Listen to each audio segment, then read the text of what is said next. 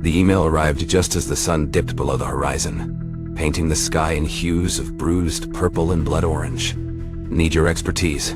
Urgent. Top secret. The message was short, curt, devoid of the usual academic pleasantries. My finger hovered over the mouse, a knot of unease tightening in my gut. I'd spent my life buried in ancient texts, deciphering dead languages, not responding to cryptic summons from shadowy government agencies. A low rumble shook the floor, rattling the books lining my study walls. An earthquake? Here? In the middle of Manhattan? It seemed impossible. Yet the tremor lingered, a subtle vibration that seemed to resonate deep within my bones. Then, my phone buzzed.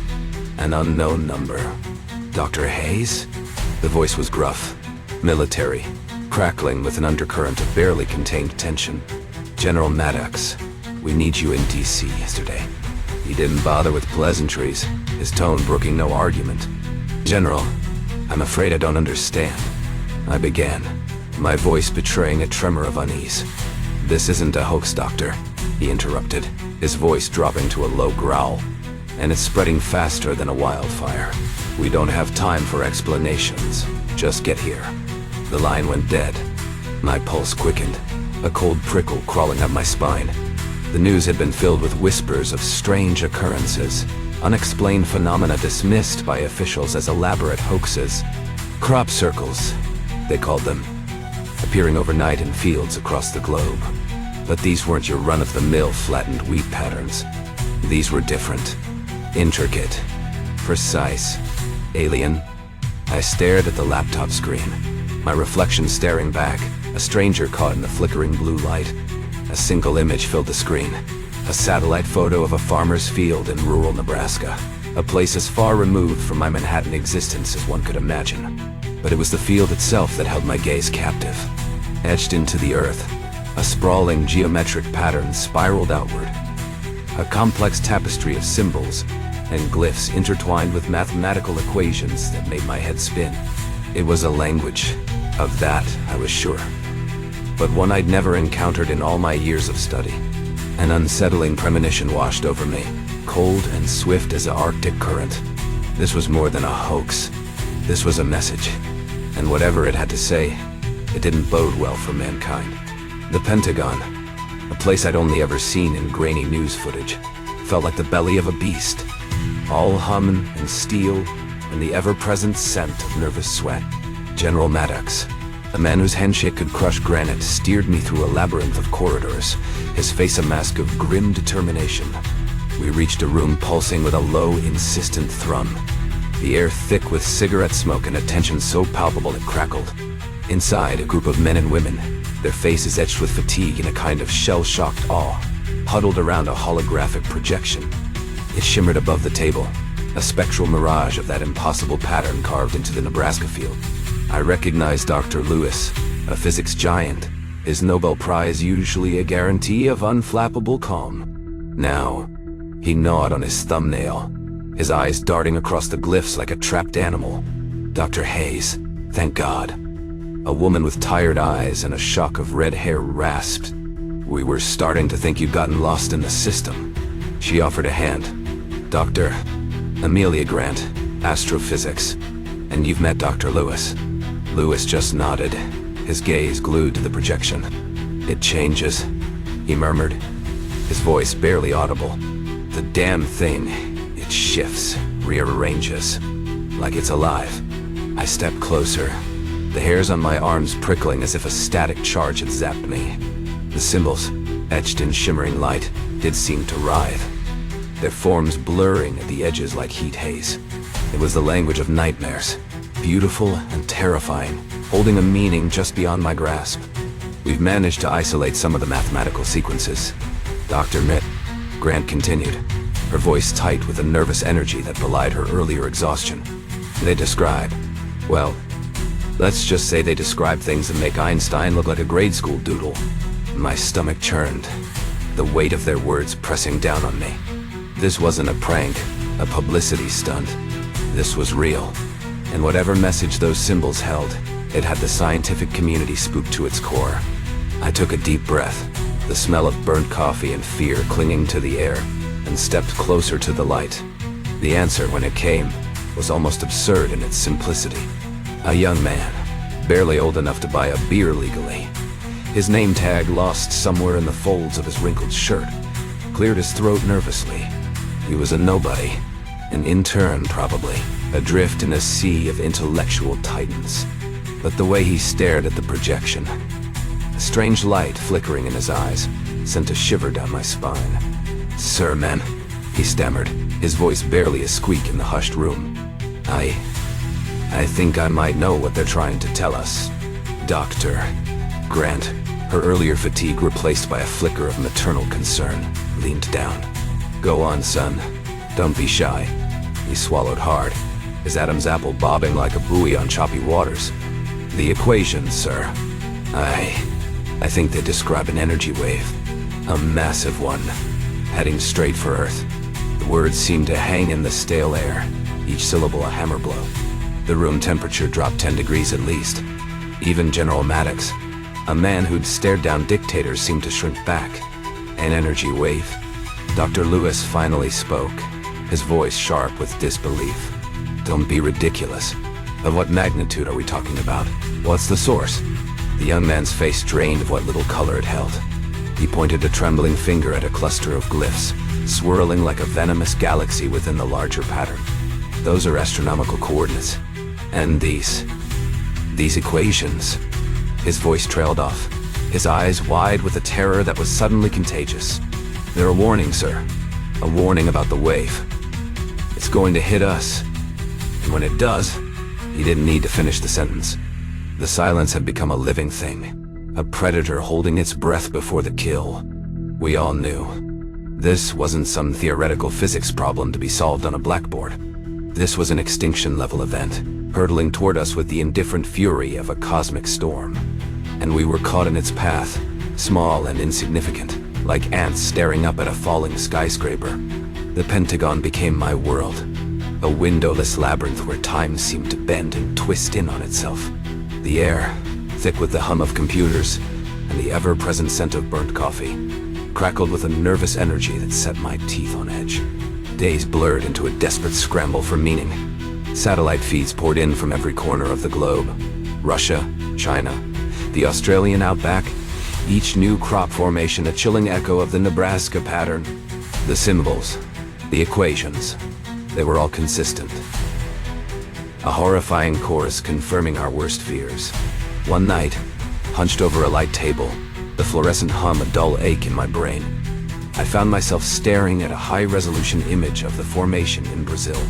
It was a near-identical twin to the Nebraska pattern, yet something about it felt off. I traced the outline of the glyphs with my finger, the air in the room suddenly heavy, suffocating. And that's when I saw it. A subtle shift in the alignment of a single symbol, a barely perceptible deviation from the established pattern. It was so small, so seemingly insignificant, that anyone else would have missed it. But for someone who dedicated their life to deciphering the nuances of dead languages, it was a screaming anomaly. A chill, sharp and sudden, raced down my spine. I isolated the symbol on the monitor, enhancing the image until it filled the screen. It was then, staring into the heart of that alien glyph, that I felt a presence. Not a voice, not a vision, but a feeling. Cold and vast and utterly indifferent to my terror. It was like stumbling upon a hidden chamber in a tomb, a place where the air itself felt ancient and heavy with forgotten power. I tried to look away, to shake off the feeling of unseen eyes watching me. But something held me captive. The air shimmered around the glyph, and for a heart-stopping moment, I thought I saw a flicker of movement within its depths, like a shadow shifting in the darkness just beyond the reach of the light. Then, as quickly as it began, it was gone. I was left trembling, my shirt damp with cold sweat, staring at an image that now seemed both familiar and profoundly alien. The symbols, once a puzzle to be solved, now felt like a warning, a glimpse into an abyss that threatened to swallow me whole. The desert at night was a cold, unforgiving beauty. Stars, so bright they seemed to crackle, painted the endless sky. But the silence, broken only by the whine of the wind whistling through the barbed wire fence surrounding our makeshift research camp, was an oppressive blanket. Out here, miles from anything resembling civilization, the weight of the unknown pressed down like a physical force. The order to relocate had come with a swiftness that spoke of panicked urgency. No more fluorescent lights and stale coffee in the bowels of the Pentagon. We were in the field now, or as much of a field as you could get with mobile labs, satellite dishes, and enough firepower to level a small town. General Maddox, his face drawn and haggard, even in the harsh glare of the floodlights, had insisted on this move. "We need to be closer," he'd muttered, his eyes fixed on a point beyond the horizon. Closer to the source. He meant the latest crop formation. This one dwarfed all others, a monstrous spiral carved into the Nevada desert floor just a mile from our encampment. It had appeared overnight, of course.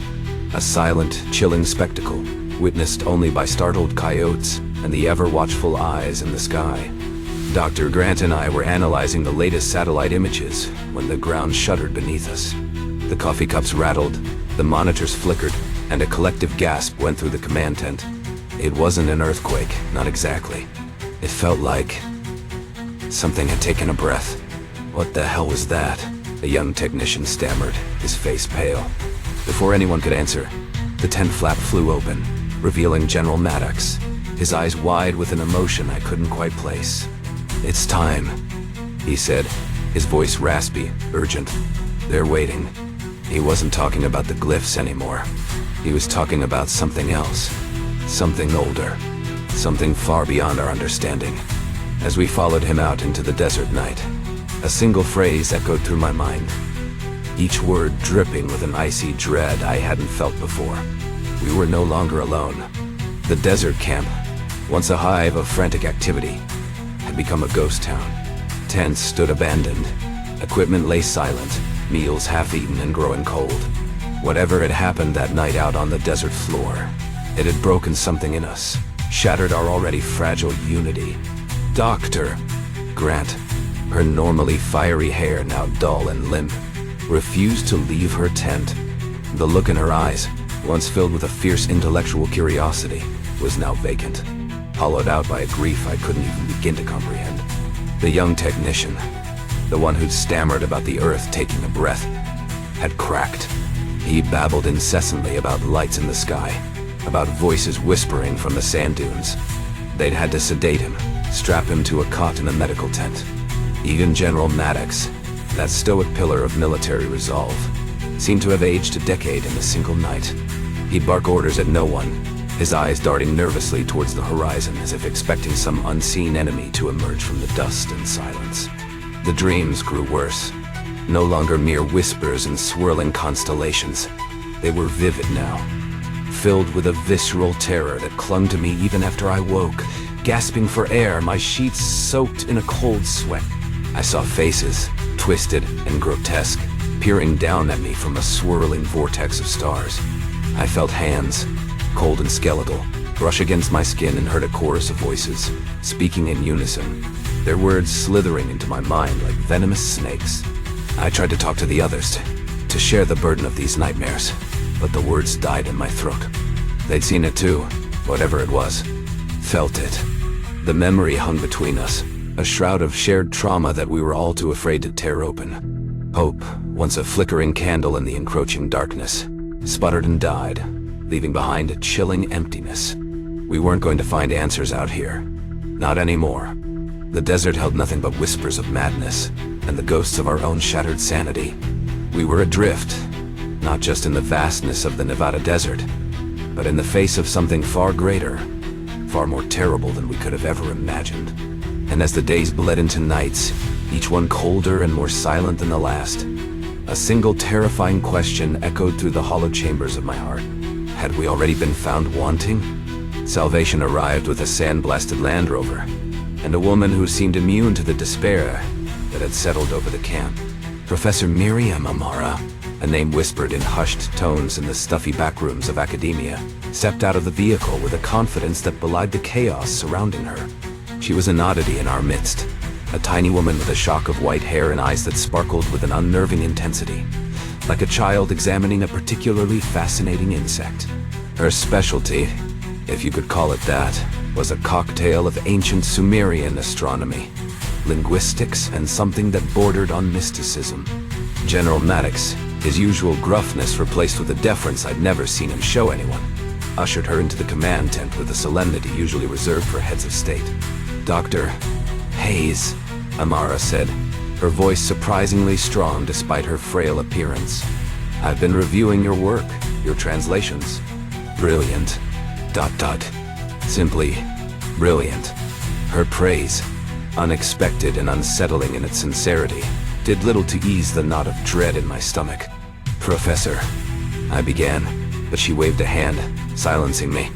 "Those glyphs," she continued, her eyes gleaming with an almost predatory hunger. "They're not just warnings, Doctor. They're instructions." Her words were a lifeline in a sea of despair. We huddled around the light tables, poring over the alien symbols with a renewed fervor, fueled by a desperate hope that we'd somehow overlook the key to our salvation. Weeks of dead ends and sleepless nights bled into a frenetic race against time. We argued, we collaborated, we cursed the heavens, and prayed to gods we no longer believed in. Then, just as our hope began to dwindle, a breakthrough, a series of equations, previously dismissed as meaningless mathematical noise, revealed a hidden pattern, a rhythmic pulse within the chaos. Amara, her fingers tracing the glyphs with an almost religious reverence, deciphered their meaning. "It's a map," she breathed, her voice trembling with excitement. "A map to a point in space-time where the wave's energy can be disrupted, diverted. For a glorious moment, we were no longer doomed passengers on a runaway train. We were engineers, armed with a schematic and a glimmer of hope in our eyes. We could fight back. We could survive. But as the days turned into weeks, the nightmares returned, their grip on my sanity tightening with each passing hour. The whispers grew louder, more insistent, a chorus of voices mocking our futile efforts. And deep in the pit of my stomach, a cold, hard truth began to solidify. We were chasing a ghost, a lie dressed up as salvation, and the cost of our delusion would be far greater than any of us could have imagined. The makeshift lab, a steel and canvas blister under the relentless desert sun, buzzed with a manic energy. Our device, a Frankensteinian jumble of scavenged tech and theoretical physics, hummed at the center of it all, crackling with an energy that felt both alien and terrifyingly real. Professor Amara, her face pale but resolute beneath the fluorescent lights, made a final adjustment to a dial, her fingers sure and steady, despite the tremor that ran through the ground beneath our feet. 30 seconds, a technician announced, his voice barely a croak. The air, thick with ozone and a fear so potent you could taste it, seemed to crackle around us. I snuck a glance at General Maddox. The man who'd once been a monument to military stoicism was now a hunched, haunted figure, his eyes fixed on the device with a desperation that bordered on prayer. 10 seconds, the technician's voice echoed, thin and reedy. And then, it hit. Not the wave itself. Not yet. But a presence. A cold, suffocating weight that descended on the lab like a shroud. The lights flickered. The hum of the device became a high-pitched whine that set my teeth on edge, and a wave of dizziness, a sickening vertigo, swept over me. 5, 4. The symbols on the monitors, once a language we thought we were beginning to understand, twisted and writhed, morphing into grotesque parodies of themselves. And then, from the heart of the device, a point of light, blinding and pure, began to bloom. Initiating sequence. Professor Amara shouted, her voice barely audible above the roar that seemed to rise up from the very earth itself. But it wasn't a roar. It was a voice. Deep, resonant. It seemed to emanate from everywhere and nowhere at once. A violation of the natural order that sent a primal terror shrieking through me. I clawed at my ears, but the voice was inside my head. A violation far more intimate and terrifying than any physical assault. Foolish creatures. The voice boomed, each syllable a hammer blow against my sanity. You dare tamper with forces beyond your comprehension? The light from the device intensified, becoming a blinding sun, and the air crackled with a raw, untamed energy that made my skin crawl. I caught a glimpse of Dr. Grant, her face a mask of terror, her mouth open in a silent scream. Then, everything dissolved in a blinding flash of white. The silence, when it finally came, was almost worse than the voice. It pressed down on me, heavy and absolute, filled with the buzzing absence of something enormous. I opened my eyes, wincing against the gritty sting of desert dust and the throbbing pain in my skull. The makeshift lab, once a testament to human ingenuity, was now a mangled wreck. Twisted metal groaned underfoot. Wires sparked and a haze of acrid smoke stung my nostrils.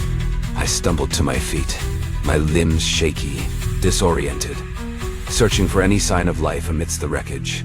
Dr. Grant lay slumped against a toppled console, her face ashen, her chest rising and falling in ragged gasps. Relief, sharp and immediate, washed over me, followed by a surge of frantic urgency. Where were the others? Maddox? Amara? Professor? My voice was a croak, barely audible over the whine of the wind whipping through the shredded canvas of the tent. No answer. The device, our supposed salvation, lay shattered in the center of the lab, its metallic carcass twisted into a grotesque parody of its former self. It pulsed faintly, a heartbeat of dying energy that sent shivers down my spine.